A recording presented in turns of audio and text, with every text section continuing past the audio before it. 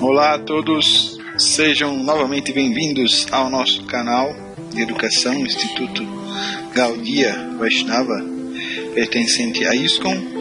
Meu nome é Mahakrishnanam e a proposta desse nosso canal no YouTube é de fazer comparações entre o conhecimento, o pensamento ocidental e a sabedoria oriental, o hinduísmo védico, os Vedas, basado em livros tais como Bhagavad Purana, Bhagavad Gita, Vedanta Sutras, Upanishads, entre outros. Ok? Então, o tema da nossa videoaula de hoje será o seguinte: Shadarshana, os 6 sistemas de filosofia indiana, ou 6 sistemas filosóficos da Índia, ou da filosofia da Índia. Então, será que alguém poderia dizer que não existe filosofia na Índia? Eu me lembro uma vez, quando eu estava fazendo graduação na UEPB, na Universidade Estadual da Paraíba, cursando filosofia, e o professor simplesmente se vira para a classe e fala que na Índia só tem reza. Mas essa é uma opinião muito pueril, muito mal informada, porque quando nós vemos a fundo, nós vemos que existem 6 sistemas de filosofia na Índia, 6 clássicos e ortodoxos. Tanto que a palavra aqui, Shadi, quer dizer 6, me desculpem, e Darshanam, essa é a palavra que mais se aproxima da palavra filosofia em grego. Darshana significa ponto de vista. Por exemplo, eu estou tendo Darshana do meu laptop, do meu computador agora. A pessoa no cinema está tendo Darshana da tela de cinema, vendo o filme. Então Darshana significa isso, um ponto de vista. Ele remete à questão da perspectiva, de ângulo de visão.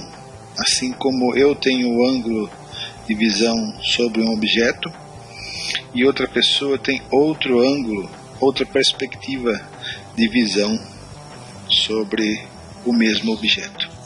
Então Darshan, essa palavra, ela se relaciona um pouco com isso, né, com as diferentes perspectivas de visão, ou seja, nós vamos ter uma diferente perspectiva visão dependendo da consciência do sujeito que encara o objeto.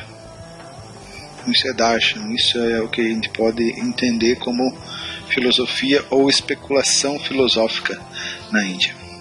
Já a palavra filosofia, ela vem do grego, é uma palavra muito interessante.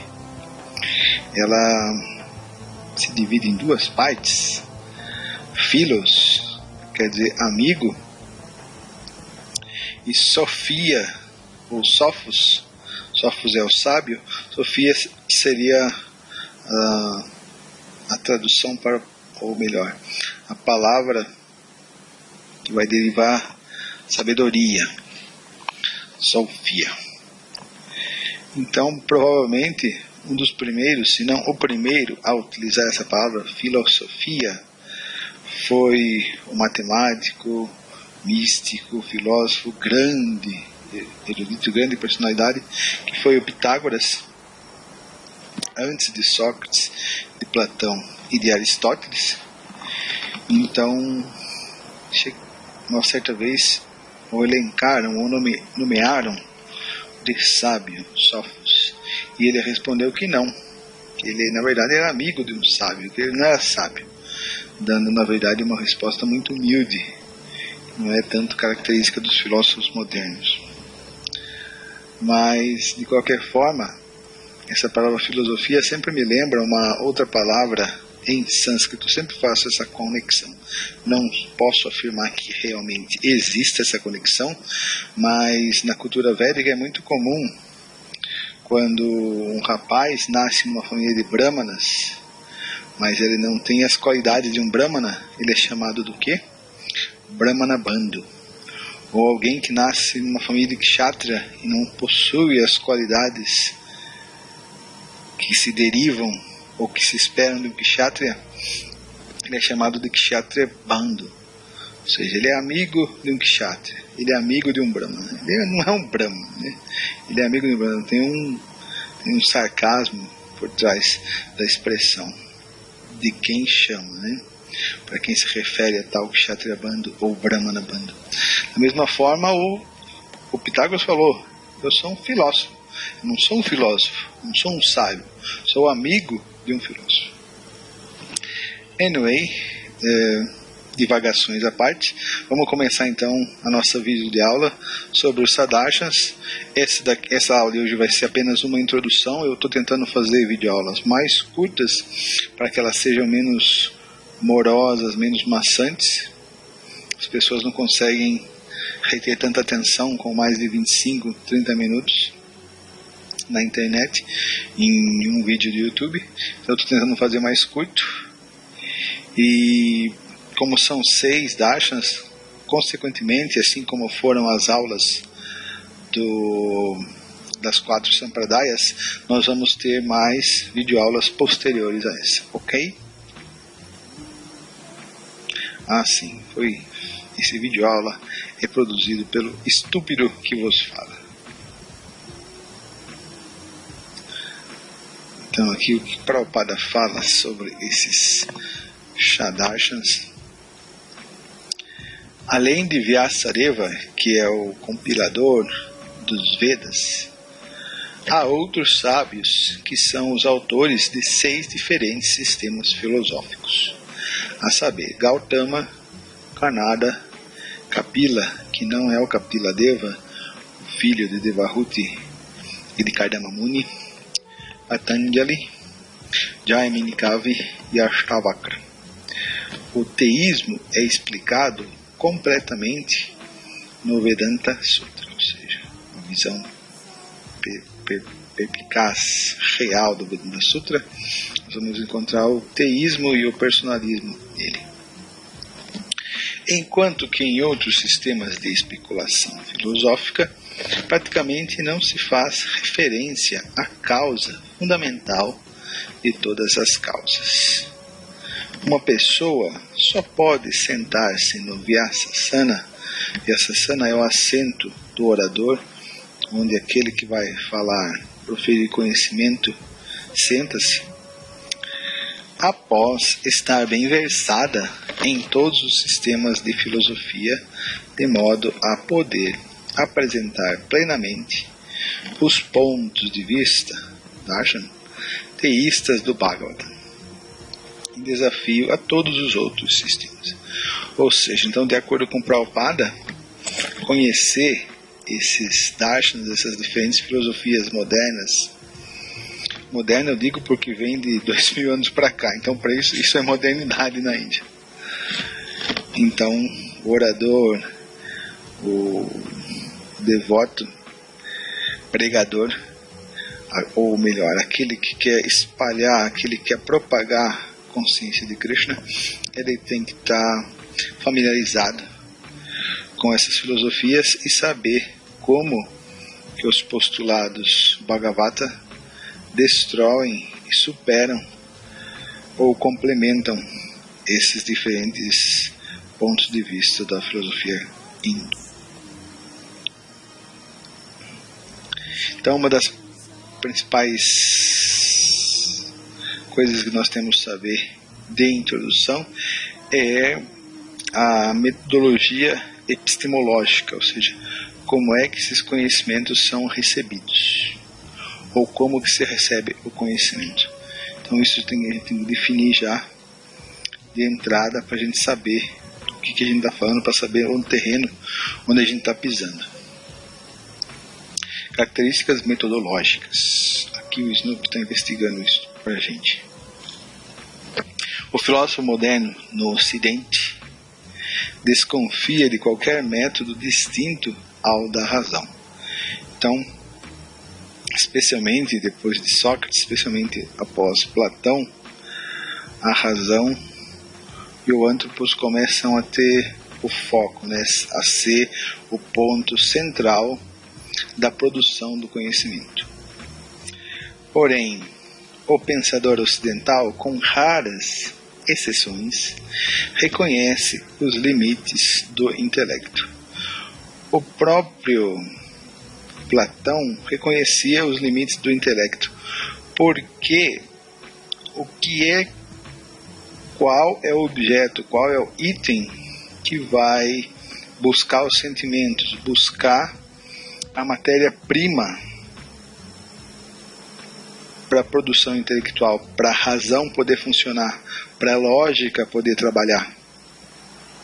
São os sentidos. E tanto Platão quanto Descartes e a maioria dos filósofos racionalistas vai apontar que os sentidos são imperfeitos, assim como é aceito de antemão nas filosofias indianas, ou pelo menos na filosofia Vedanta, com mais certeza. Então, como é que a razão vai trabalhar de maneira perfeita? Como é que a mente vai especular de maneira segura se os objetos que vêm trazer informação, vêm colher a matéria-prima para que se possam manufaturar as inferências, eles são imperfeitos. Na Índia, entretanto, houve uma conscientização precoce de que a realidade total que constitui o conteúdo da filosofia, ou seja, filosofia como inquirir sobre a realidade, como uma busca da verdade, como uma tentativa de solucionar o mistério da realidade. Muitos filósofos ocidentais vão me jogar na fogueira por dar essa definição. Mas não pode ser conhecido o objeto da realidade, não pode ser conhecido adequadamente mediante o intelecto. A análise é a função principal do intelecto. Entretanto, mediante análise fria, ou seja, sozinha, não seremos capazes de captar nem de experimentar a realidade viva, a realidade em si, como ela realmente é, e não como ela se mostra aos nossos sentidos como um fenômeno. O raciocínio lógico só pode proporcionar um conhecimento imediato, uma mera teoria, uma suposição teórica. Isso nós podemos chamar também de especulação mental. Pode ser assim, pode ser assado, talvez seja assim, mas depois a teoria cai em desuso, depois a teoria é refutada e assim vai. O propósito da filosofia não é o de deter-se na compreensão teórica do real, senão ter uma consciência imediata, experimentar a realidade. E, em consequência, se faz necessário um método que supere a racionalização, que supere a mera especulação mental, os meros teoremas, a mera análise da matéria, né? Então, espera-se que a filosofia, para que ela alcance seu corpo máximo, sua plenitude, como ela é proposta em suas bases iniciais na Grécia Antiga, espera-se um método que supere a racionalização e que prossiga a partir de onde este para. Então, esse Mahadevan, ele é um professor de filosofia da Universidade de Calcutá, se eu não me engano, e ele tem um livro publicado muito interessante, que é Convite à Filosofia da Índia. Eu recomendo a vocês, tem publicado em espanhol, é um livro que vale a pena. Ele basicamente vai falar sobre os Sadarshans, e esse Mahadevan TMP, ele é muito bom pesquisador. Além do que ele também pertence à tradição de Shankara, mas ele vai estar falando nesse livro como um acadêmico, como um pesquisador neutro. Então vamos tentar entender um pouquinho como é o método ocidental. Será que o cientista é louco dentro de um laboratório, explodindo tudo, tentando tatear as coisas com o seu próprio esforço, com a sua própria capacidade? Conhecimento no lado oeste, ou seja, conhecimento ocidental.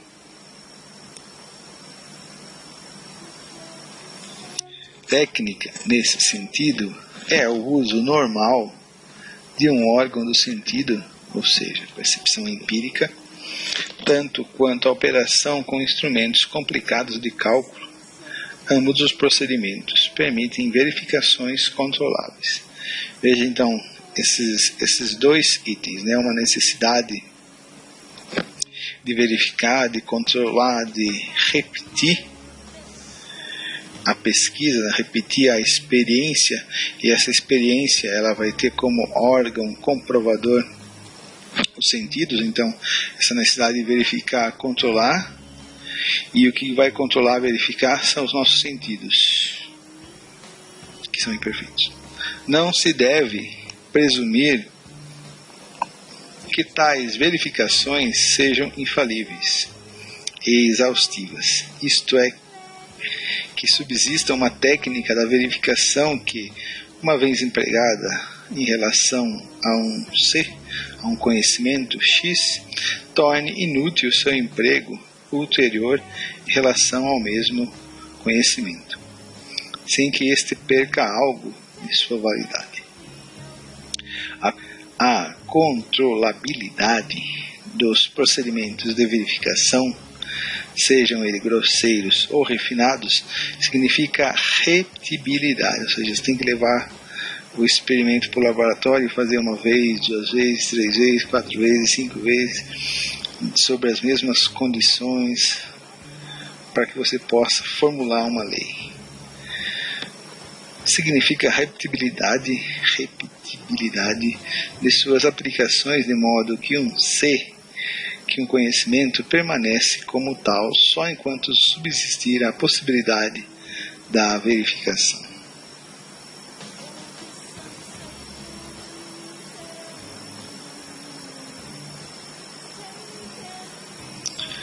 Então, nosso amigo Humberto Eco falou sobre como funciona esse processo na prática. Tenho um saquinho e não sei o que contém. Coloco a mão dentro dele, tiro um punhado de feijões e observo que são todos brancos. Coloco de novo a mão e de novo são feijões brancos. Será que eu posso formular uma lei que dentro do saco tem feijões brancos? Bom, continuo por um número X de vezes. Quantas sejam as vezes depende do tempo que eu tenho ou do dinheiro que recebi da Fundação Ford para estabelecer uma lei científica a respeito dos feijões do saco. Depois de um número suficiente de provas, faço o seguinte raciocínio. Então começou primeiro com a investigação dos sentidos, né, vendo os feijões. Agora, então, depois de ver um monte de vezes, eu vou formular uma lei através do uso da minha razão, da minha especulação mental. Todos os resultados das minhas provas dão um punhado de feijões brancos.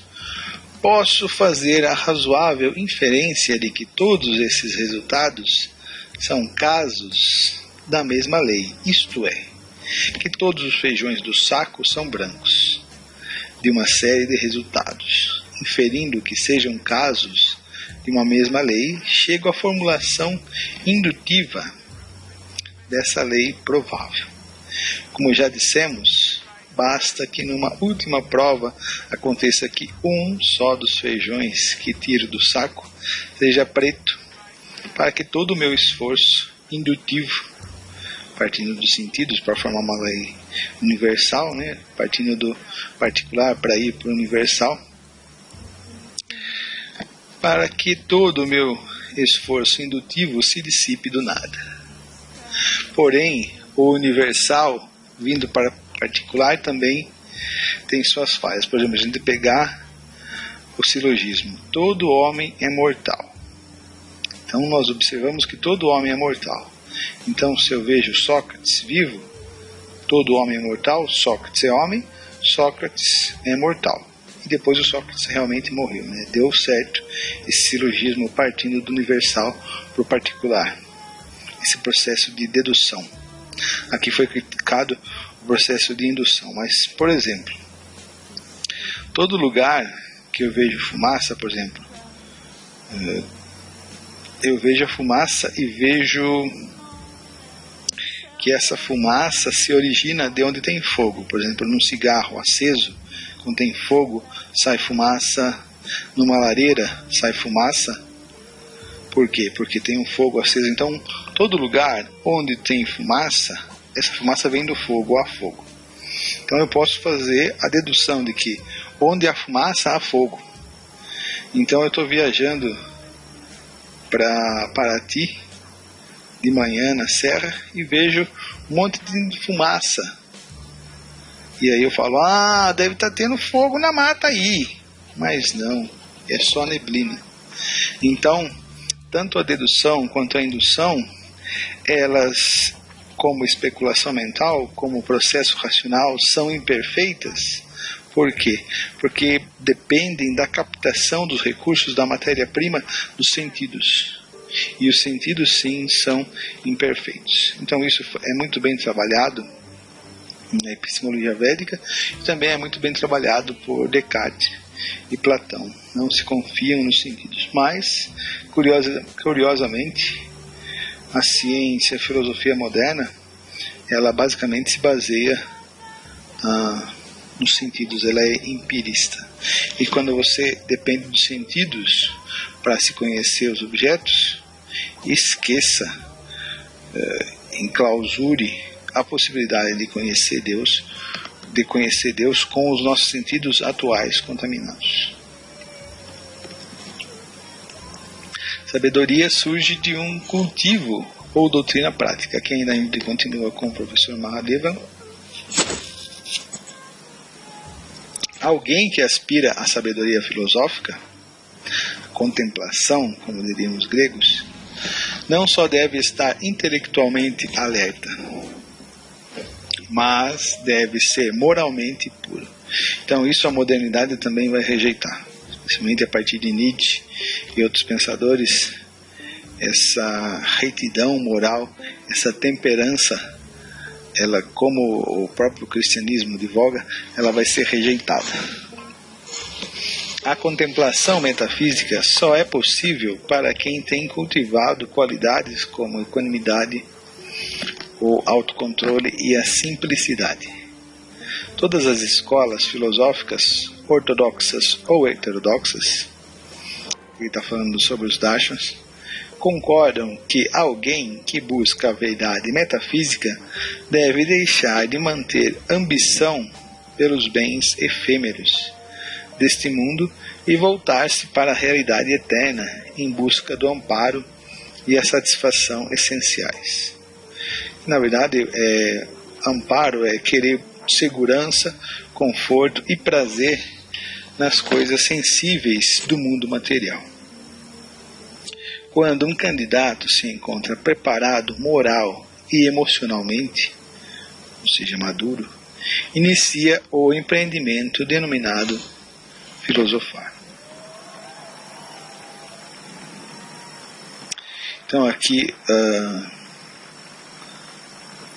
o Bhishmadeva, no Mahabharata, ele vai colocar também um grande problema em se buscar a filosofia, o objeto da filosofia, que é a verdade, a causa primeira de tudo, a justa medida das coisas. Ele vai colocar também um problema, um obstáculo em se buscar a verdade através da razão.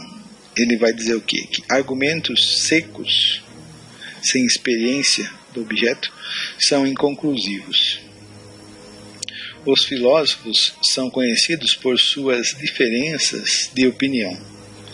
Ou seja, o filósofo fala, porque eles estão vendo um objeto em diferentes partes. São diferentes perspectivas de um mesmo objeto.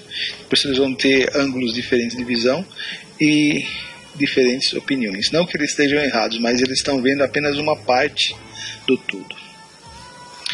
Estudo dos ramos dos Vedas não terá uma correta compreensão do Dharma.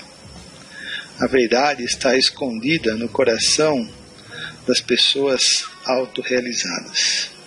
Portanto, deve-se seguir o caminho de tais grandes almas.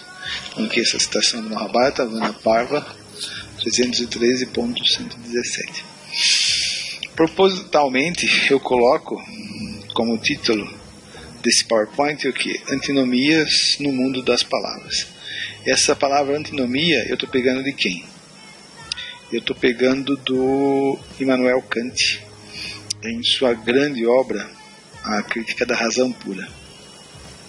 Ele vai falar que a razão, você pode fazer do sim e não, e do não sim através da argumentação racional.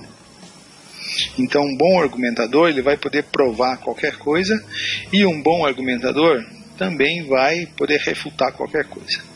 Então o Kant ele pega o exemplo de 3 itens, que é a liberdade, a alma e Deus. Então ele coloca um lado uma tabela de argumentos corroborando a existência de Deus, e do lado ele vai colocar uma outra tabela com argumentos refutando a existência de Deus, a existência da alma e a existência da liberdade.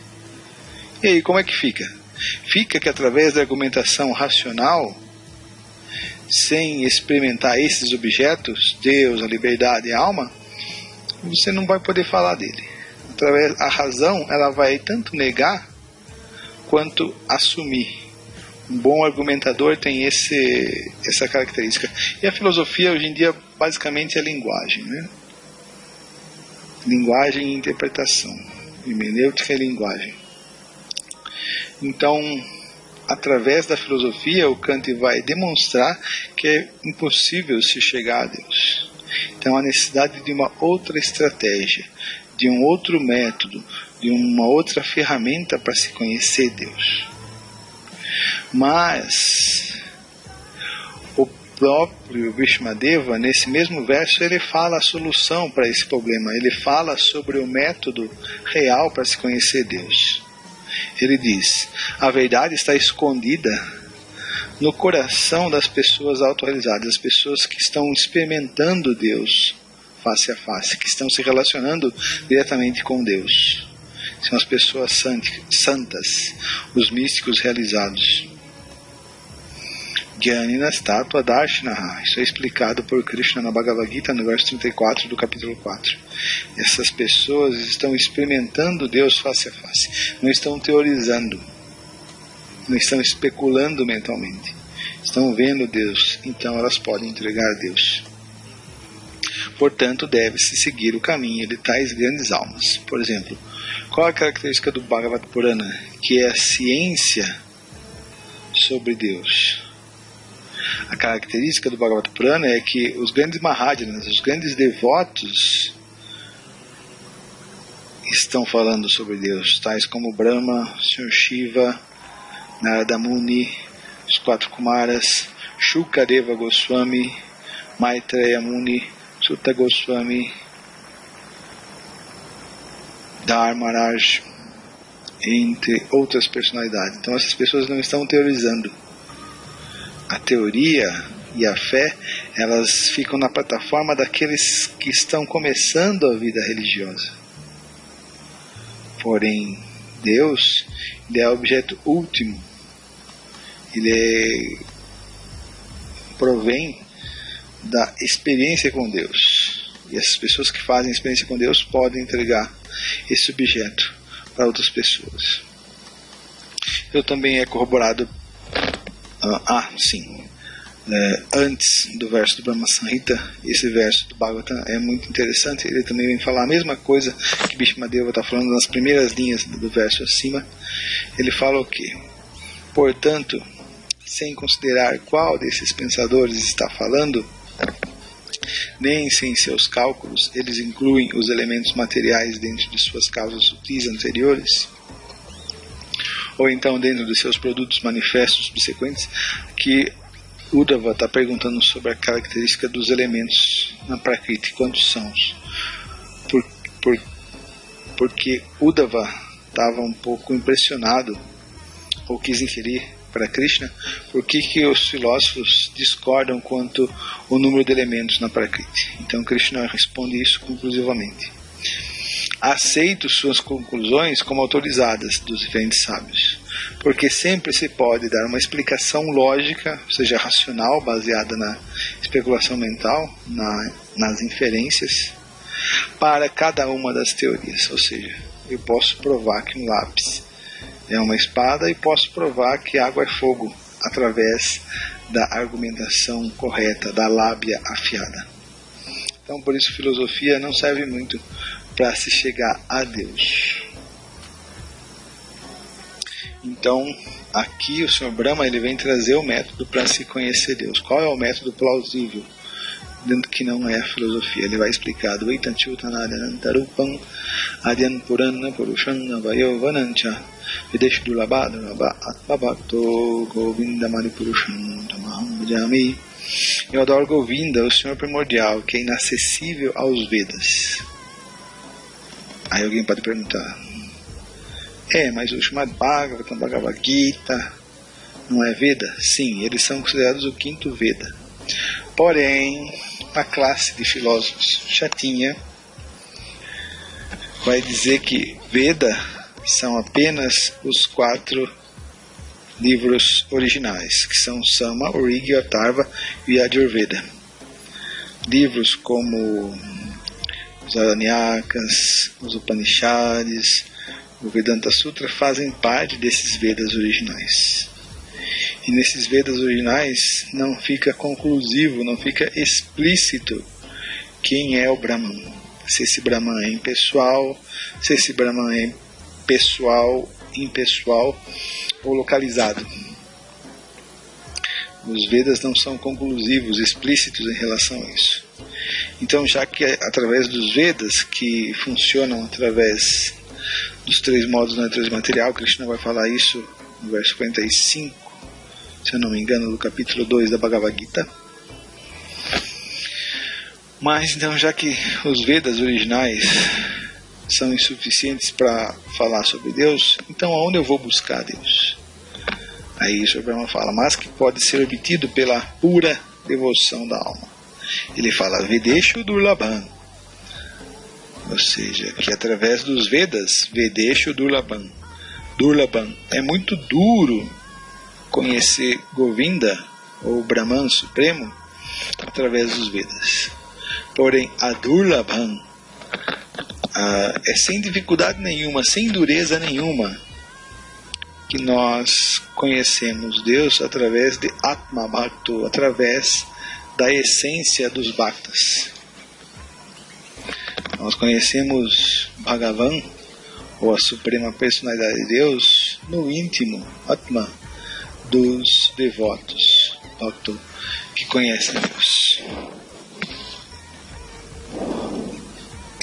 Então, como é que funciona o saber dos Vedas? Aqui também ainda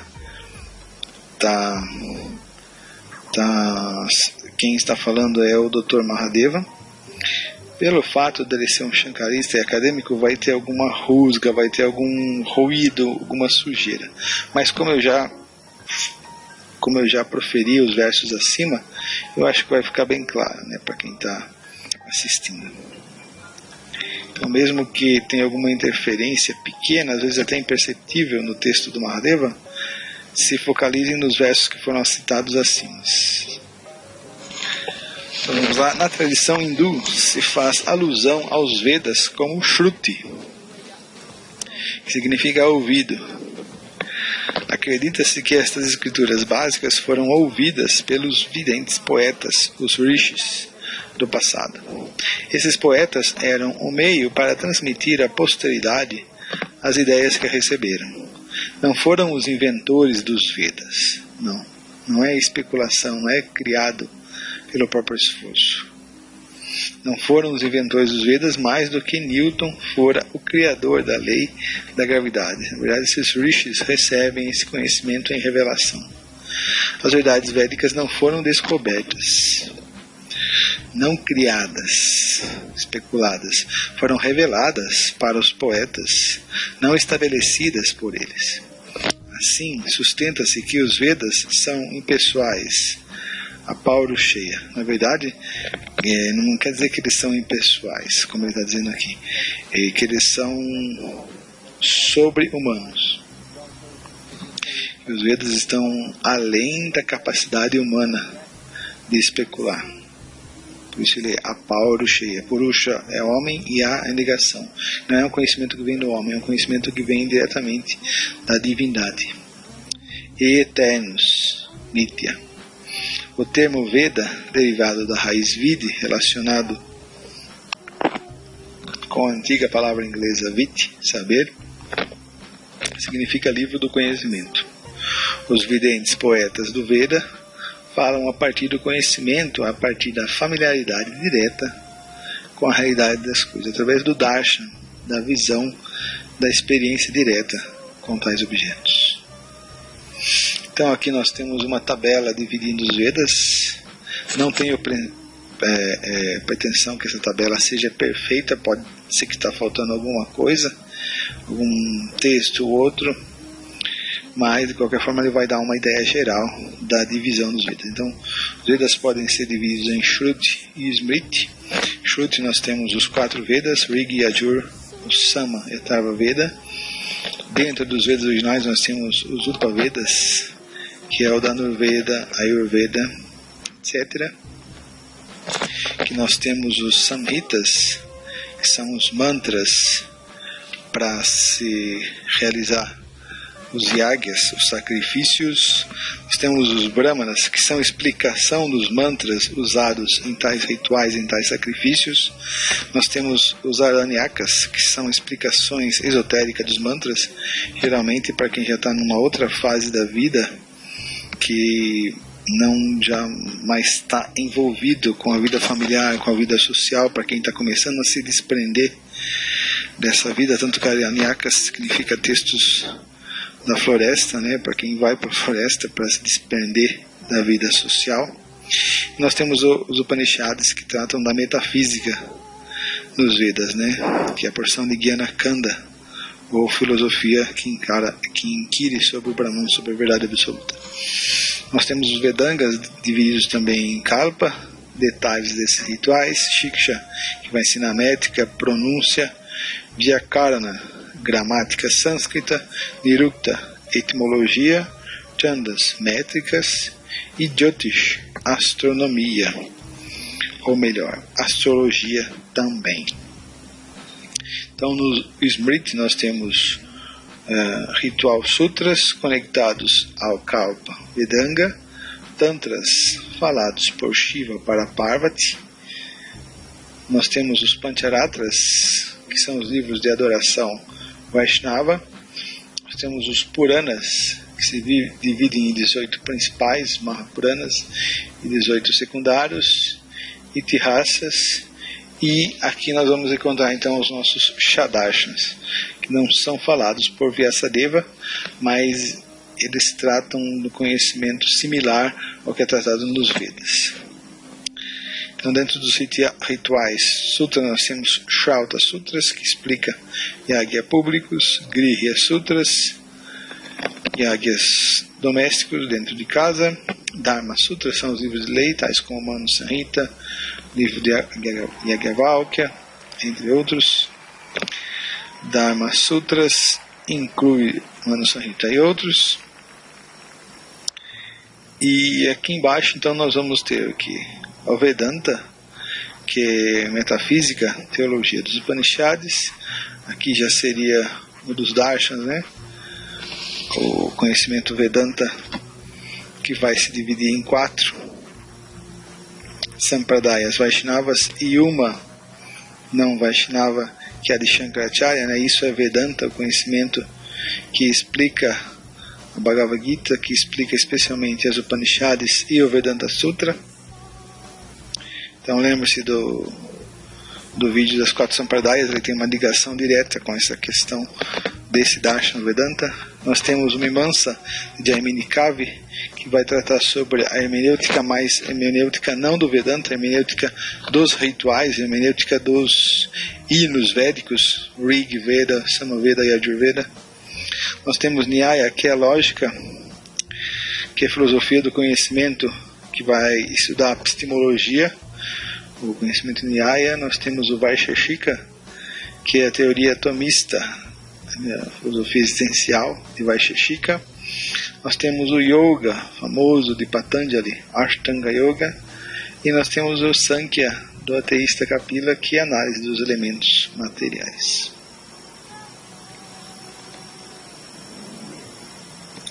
Shadarshanas. Então, Nyaya vai trabalhar sobre o realismo lógico. Lembre-se, todas essas são escolas que pretendem buscar a realidade última. Ou seja, elas têm uma mescla também de misticismo e religião em seus processos. Por quê? Porque vai ter um posicionamento moral, vão ter práticas, vai ter uma praxis. Então, nesse sentido, alguns podem considerar também como religião. Nós temos Vaisheshika, que é o atomismo, vai ter algumas semelhanças com o atomismo grego, né, de Leucíporo, de Demócrito. Nós temos o Sankhya, ateísta, análise da matéria, espírito, Purusha e Prakriti. Yoga, disciplina e controle mental, especialmente controle mental para se descobrir o eu, o Paramatma. Karma Mimamsa, ciência ritualística. E o Vedanta, ciência da realização divina. Ou seja, de todas essas, aqui mais, todas essas se relacionam com os Vedas de uma certa forma, mas especialmente o Karma Mimamsa e o Vedanta são os que mais estão fixos no conhecimento dos Vedas. O Karma Mimamsa trabalha na parte dos hinos, e o objetivo dos hinos védicos, do Rig, dos hinários, é conduzir a alma aos planetas celestiais, que é a porção Karma Kanda. Então essa porção ainda é materialista, ela é mundana, ou seja, trabalha com as coisas do mundo material. Já a porção Vedanta, né, que vai estudar o Prastanatraya, o Vedanta Sutra, as Upanishads e a Bhagavad Gita, essa porção é metafísica. Ela quer libertar a alma desse mundo material e levar a alma à sua posição original, à sua condição eterna. Então aqui Suhotra Maharaj, ele escreveu um livro sobre os Sadarshana, ele também está utilizando. Os Sadarshana são chamados de filosofia ástica, de Asti, ou é assim, porque todos reconhecem o Veda, os Vedas, como autoridade, em oposição com as filosofias násticas de Charvaka Muni, budismo e jainismo. Nasti, da tradução, não é assim, ou seja, então essas 6 filosofias, esses Sadarshana, eles são considerados ortodoxos, ao passo que o budismo, Charvaka, e o jainismo são considerados heterodoxos, porque não tem essa adesão com os Vedas, pelo contrário, né, se desviam ou não seguem os Vedas, que rejeitam os Vedas, como ele está falando, né? Começando com Nyaya, cada um dos Shadarshanas, por sua vez, apresenta uma explicação mais desenvolvida e abrangente do conhecimento védico. As Upanishads constituem as porções conclusivas dos Vedas, que foi o que a gente trabalhou nas 4 Sampradayas. São o ponto culminante do pensamento antigo da Índia e são qualificadas acertadamente como os Himalaias da alma. Em todo momento que houve um renascimento na Índia, a voz dos guias sempre foram: volte-se para as Upanishads. Todo líder e reformador do pensamento tem procurado recuperar o espírito destes textos imortais. Okay? As Upanishads são muito importantes, especialmente porque o Mahadeva é um Shankarista, Mas o grande comentário aos Upanishads ao Vedanta Sutra é o Bhagavata Purana, o Srimad Bhagavatam, né? É ali que está a nata, o creme dos Vedas. Então fica por aqui a nossa introdução aos Shadashas. Então nas próximas aulas a gente vai entrar já no conhecimento dos Shadashas. Eu fico por aqui hoje, esperando a companhia de vocês então para as próximas aulas. Muito obrigado pela atenção. Por favor, deem um like, se inscrevam no canal e tenham um bom dia, uma boa tarde, uma boa noite.